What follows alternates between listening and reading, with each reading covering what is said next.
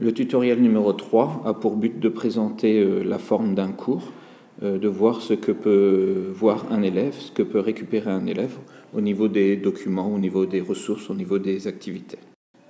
Alors ici nous avons ouvert un cours qui se trouvait dans la catégorie 9e, catégorie biologie et catégorie EV, être vivant. Nous avons ouvert le cours qui est composé d'une première partie où on peut placer le titre de votre cours, une image ou une bannière, d'un forum que l'on ne va pas forcément utiliser. Ensuite, il y a différentes sections, par exemple la section numéro 1, numéro 2, et ça continue, c'est vous qui choisissez le nombre de sections. Il y a possibilité de travailler avec des sections, donc c'est-à-dire un cours sous forme thématique, mais aussi il y a possibilité de faire des sections de type hebdomadaire.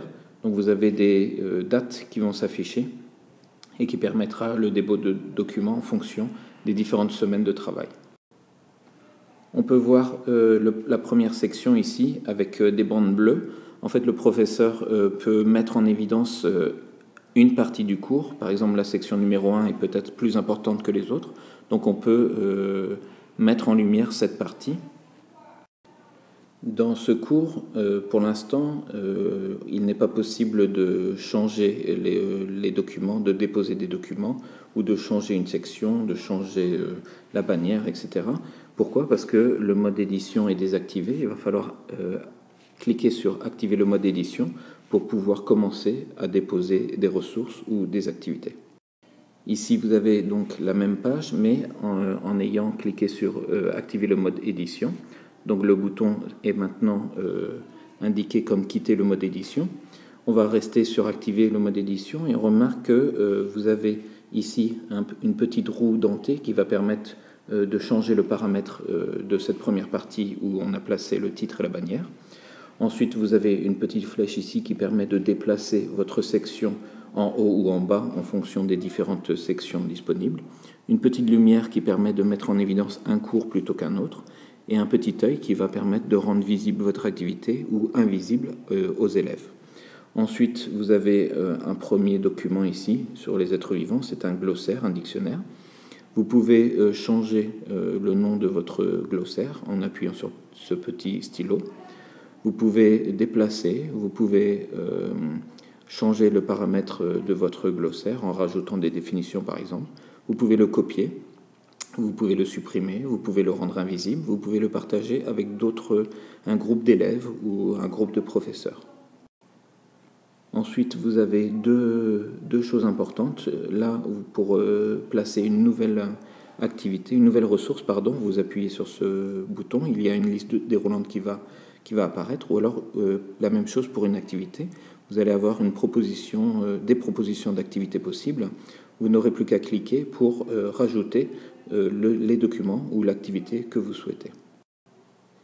Ici sur cette image, donc, on peut voir un document qui est en grisé, qui ne sera pas visible par l'élève. On a appuyé sur le petit symbole avec l'œil qui est barré.